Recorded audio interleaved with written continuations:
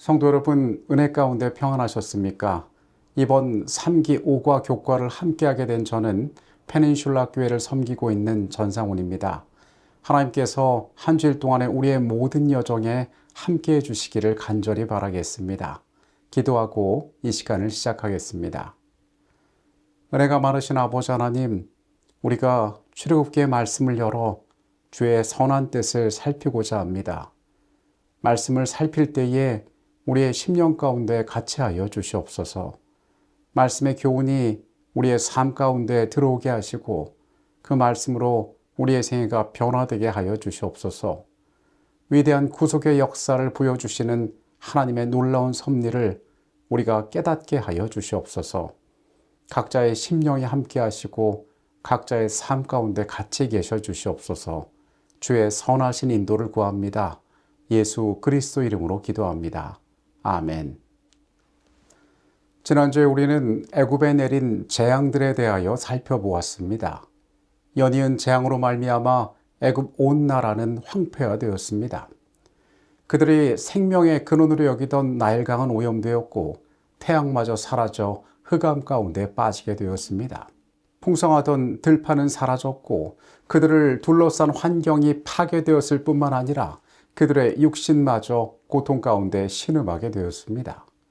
하지만 이 모든 것들보다 더 치명적인 것이 있었으니 그것은 그들의 믿음이 흔들린 것이었습니다. 그들이 숭배하던 그 땅의 모든 신들이 얼마나 무능한 존재였는지 그들은 분명히 목격하게 되었던 것입니다. 애굽 백성은 거의 절망 상태에 빠졌다. 이미 저들에게 내린 재앙은 거의 견디어내기 어려울 듯했고 그들은 미래에 대한 공포에 사로잡혀 있었다. 국민들은 바로를 그들의 신의 대표자로 숭배해 왔다. 그러나 이제 많은 사람들은 바로가 모든 자연의 세력을 그분의 뜻의 수행자들로 만드신 한 분을 스스로 거역하고 있다는 것을 깨닫게 되었다. 그처럼 기적적으로 은총을 입은 히브리 노예들은 이제 해방을 확신하게 되었다. 그들의 감독들도 그들을 이전처럼 감히 압박하지 못했다. 온 애굽을 통하여 노예 민족이 권리하여 그들의 학대에 보복하지는 않을까 하는 내면적인 두려움이 애굽 전역에 퍼져 있었다. 도처의 사람들은 숨을 죽이고 다음에는 무슨 일이 일어날지를 물었다. 우리는 선지자의 글을 통하여 그때의 분위기가 어떠했는지를 알 수 있습니다. 시작과는 많은 것들이 달라졌습니다. 그러나 이 가운데에도 여전히 변하지 않는 것이 있었으니 그것은 바로 바로의 마음이었습니다. 이렇게 혹독한 대가를 치르고도 바로의 마음은 변하지 않았습니다. 하나님께서 심판이 그 땅에 지속되도록 그의 마음을 완악하게 만드셨던 것이 아니라 그것은 그 스스로의 악한 선택이었습니다.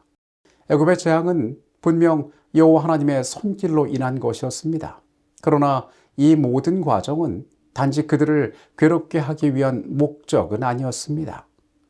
오늘의 주제는 한 가지 재앙을 더한 후에야입니다. 아모스 3장 7절은 말합니다. 주 여호와께서는 자기의 비밀을 그종 선지자들에게 보이지 아니하시고는 결코 행하심이 없으시리라. 하나님께서는 그분의 행하실 일을 선지자를 통하여 미리 알리신다는 것입니다. 애굽에서 바로의 시대에 하나님께서는 선지자 모세를 통하여 그들에게 다가올 일들을 미리 알려주셨습니다. 앞서 이야기한 것처럼 그 땅에 이미 9가지의 재앙이 내렸고 이제 다가올 가장 중요한 사건이 그들을 기다리고 있었습니다. 하나님께서 그 선지자 모세를 통하여 가장 엄숙한 경고가 그 땅의 바로에게 주어졌습니다. 이제 다가올 재앙은 이 모든 과정 가운데 나타났던 교만, 착취, 폭력, 그리고 우상 숭배에 대한 하나님의 공정한 심판이 될 것이었습니다. 여기에 나열된 그 모든 것이 애굽을 덮친 재앙의 원인이었기 때문입니다. 출애굽기 11장의 말씀을 봅니다. 여호와께서 모세에게 이르시기를 내가 이제 한 가지 재앙을 바로와 애굽에 내린 후에야 그가 너희를 여기서 내보내리라. 그가 너희를 내보낼 때에는 여기서 반드시 다 쫓아내리니 백성에게 말하여 사람들에게 각기 이웃에게 은금 패물을 구하게 하라 하시더니 여호와께서 그 백성으로 애굽 사람의 은혜를 받게 하셨고 또 그 사람 모세는 애굽 땅에 있는 바로의 신하와 백성의 눈에 아주 위대하게 보였더라. 모세가 바로에게 이르되 여호와께서 이같이 말씀하시기를 밤중에 내가 애굽 가운데로 들어가리니 애굽 땅에 있는 모든 처음 난 것은 왕위에 앉아 있는 바로의 장자로부터 맷돌 뒤에 있는 몸종의 장자와 모든 가축의 처음 난 것까지 죽으리니 애굽 온 땅에 전무후무한 큰 부르짖음이 있으리라. 그러나 이스라엘 자손에게는 사람에게나 짐승에게나 개 한 마리도 그 혀를 움직이지 아니하리니 여호와께서 애굽 사람과 이스라엘 사이를 구별하는 줄을 너희가 알리라 하셨나니 왕이 이 모든 신하가 내게 내려와 내게 절하며 이르기를 너와 너를 따르는 온 백성은 나가라 한 후에야 내가 나가리라 하고 심히 노하여 바로에게서 나오니라. 여호와께서 모세에게 이르시기를 바로가 너희의 말을 듣지 아니하리라. 그러므로 내가 애굽 땅에서 나의 기적을 더하리라 하셨고 모세와 아론이 이 모든 기적을 바로 앞에서 행하였으나 여호와께서 바로의 마음을 완악하게 하셨으므로 그가 이스라엘 자손을 그 나라에서 보내지 아니하였더라. 하나님께서는 다시 모세를 바로에게 보내셔서 애굽 땅에 있는 모든 장자에 대한 죽음을 미리 알리셨습니다. 왕궁에서 바로의 장자에서 시작하여 맷돌 뒤에 있는 가장 천한 몸종의 장자까지 모두가 죽임을 당할 것이라는 선언이 모세를 통하여 주어졌습니다. 이 재앙은 이전에 그들이 경험했던 9번의 재앙과는 비교할 수 없는 큰 심판이 될 것이었습니다. 바로가 이 심판에 대한 선고를 듣기 전에 그들은 3일간의 흑암을 경험했습니다. 하나님께서는 그들 가운데 태양을 빼앗아 가심으로 하나님께 대하여 그들이 깊이 생각할 수 있는 시간을 제공하셨습니다. 무기력해진 그들의 신 라는 그 흑암의 기간 동안 아무것도 할 수 없었습니다. 이것은 최종적이고 명확한 경고였으며 올바른 결정을 내릴 수 있는 마지막 기회이기도 했습니다. 그러나 우리가 말씀에서 살펴보듯이 그들은 이 기회를 상실하고 말았습니다. 출애굽기 11장 8절은 모세가 심히 노하여서 바로 앞에서 나왔다라고 이야기하고 있습니다. 모세가 분노하여 바로 앞에서 떠났던 이유는 그가 전한 그 기별이 하나님께서 그들에게 알리신 이 기별이 받아들여지지 못하였기 때문이었습니다. 바로의 이 결정은 단순한 개인의 결정에 머무르는 것이 아니었습니다. 모세는 바로의 그 결정이 그 땅의 모든 자들에게 영향을 미칠 것임을 알았습니다. 그의 완악한 마음 때문에 그 땅에 10번째 재앙이 닥치게 될 것이고 이 비극으로 말미암아 수많은 사람들이 고통당할 것을 모세는 알고 있었습니다. 그것이 모세가 분노한 이유였습니다. 우리는 하나님의 말씀인 성경에서 10이라는 숫자가 사용된 여러 가지 경우들을 보고 있습니다. 그 가운데서 우리가 주목할 만한 것은 십계명입니다. 성경에 나타나는 이 10이라는 숫자는 충만함과 완전함을 나타내는 숫자입니다. 하나님께서는 우리에게 십계명을 주심으로 하나님의 도덕법의 완전한 계시를 나타내셨습니다. 그렇다면 하나님께서는 왜 애굽에 10가지의 재앙을 내리셨을까요? 이것도 다른 의미의 완전함을 나타내는 것입니다. 애굽에 내린 10개의 재앙은 하나님의 공의와 죄악에 대한 보응이 온전히 나타나는 것을 우리에게 보여줍니다. 하나님은 심판자이시며 교만, 불의, 차별, 오만, 착취, 잔인함과 이기심을 미워하십니다.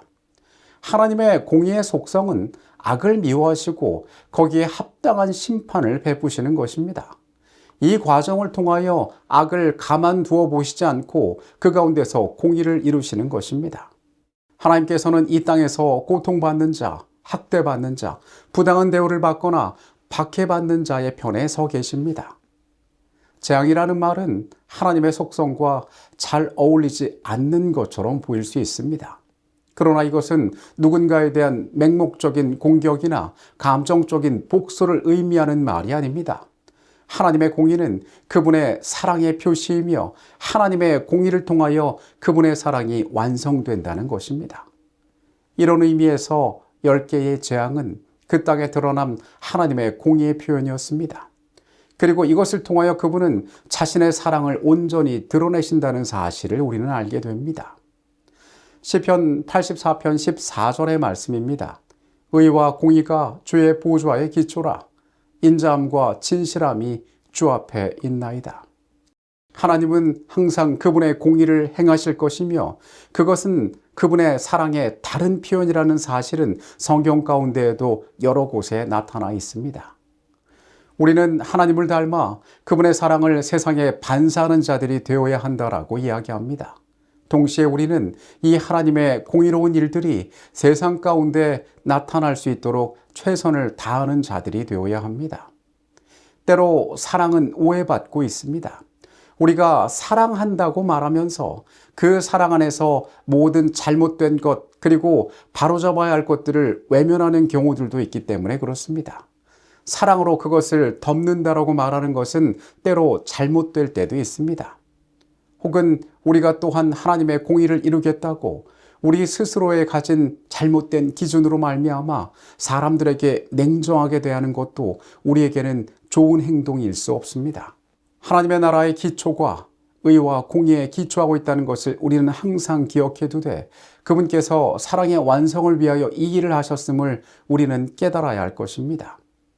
미가 6장 8절은 이러한 하늘 정부의 속성을 우리에게 잘 이야기해 주고 있습니다. 여호와께서 내게 구하시는 것은 오직 정의를 행하며 인자를 사랑하며 겸손하게 내 하나님과 함께 행하는 것이 아니냐.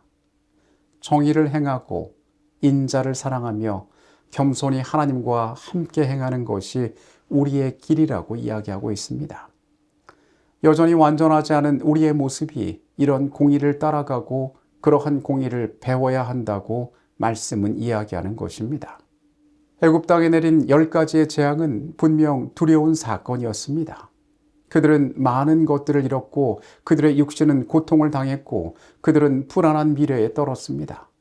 그러나 이 두려운 일들 가운데 이 심판의 과정 가운데 하나님께서는 어떠한 일들을 계획하셨고 어떠한 이유 때문에 그 일을 행하셨는지 우리는 바라볼 필요가 있습니다. 그것은 하나님의 공의의 집행이었습니다. 이것은 단순한 형벌이 아니었습니다.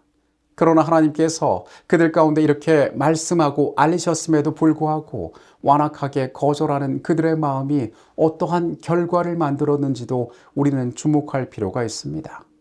모세를 통하여 그 땅에 경고하셨지만은 그들은 결국 돌이킬 수 없는 운명을 맞이하게 되었던 것입니다. 재앙의 영향으로 고통을 당하는 동안 바로는 이스라엘 백성들을 가게 놓아주기로 동의하였다. 그러나 고통의 원인이 제거되자 즉시 그의 마음은 굳어졌다. 그의 고문들과 영향력 있는 자들은 하나님을 대항하여 스스로 무장하고 그 재앙을 자연 현상의 결과로 설명하고자 노력했다. 하나님의 모든 심판은 그전 것보다 그러나 그들은 주의 천사가 애굽의 장자를 죽이기까지 이스라엘 백성을 놓아주고자 하지 않았다. 우리는 그 땅에 마지막 큰 재앙을 앞두고 하나님께서 선지자를 통하여 어떻게 알리시고 그들에게서 무엇을 이루고자 하셨는지를 말씀을 통하여 확인하게 됩니다. 하나님께서 모든 일들을 공의로 행하심을 그리고 그 공의 가운데는 그분의 사랑이 담겨 있음을 기억하게 되시기 바랍니다. 또한 그분의 사랑과 공의를 우리의 삶 가운데 배우고 실천하는 하루의 삶이 되시기를 간절히 바라겠습니다. 기도하시겠습니다. 거룩하신 아버지 하나님, 주님께서 행하시는 일들을 우리가 바라봅니다. 그것을 우리가 두렵게 바라볼 때도 있습니다. 하지만 의와 공의의 기초 가운데 세워진 하나님의 나라의 원칙을 우리가 언제나 기억하게 하여 주시옵소서. 악을 방치하지 않고 고통당하는 자를 새롭게 하시는 주의 선함을 우리가 깨닫게 하여 주시옵소서. 주님, 우리의 연약한 인생 속에 함께 하셔서 나날이 우리를 새롭게 하시고 주님을 반사하게 하여 주시옵소서. 이 시간에 우리와 함께 계셨음에 감사드립니다. 예수 그리스도 이름으로 기도합니다. 아멘.